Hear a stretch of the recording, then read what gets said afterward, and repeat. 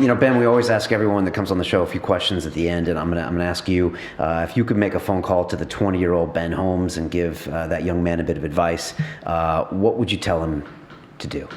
I actually think, I love the job that I'm doing, but I actually think if I could have replayed my life from when I was 20, I probably would have actually invested more. I actually studied engineering, but would have actually spent more time actually learning to code and develop, and I think I might have been able to be successful in that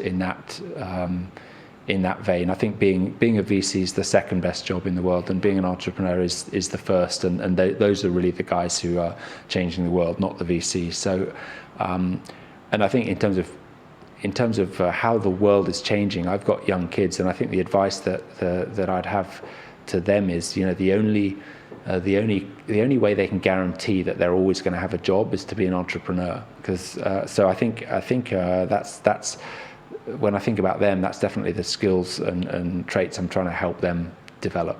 It's like what Rich Dad Poor Dad says, make sure, you're not just trying to work for someone else, but you're kind of creating value. Best advice you've ever received, business or personal? Oof, it's always the tough one. Yeah. Any VC advice from senior people when you first started off at Index?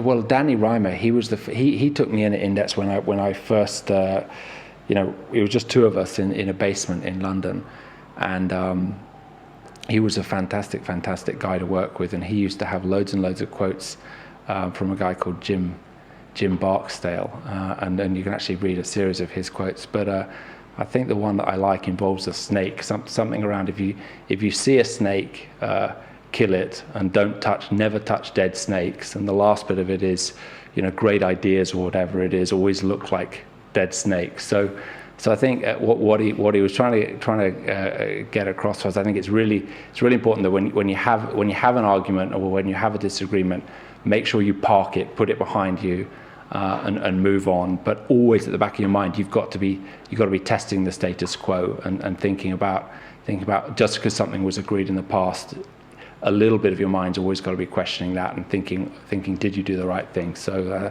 that one stuck with me. I probably misquoted it, but that was a good bit of advice. Don't miss London Real. Subscribe now.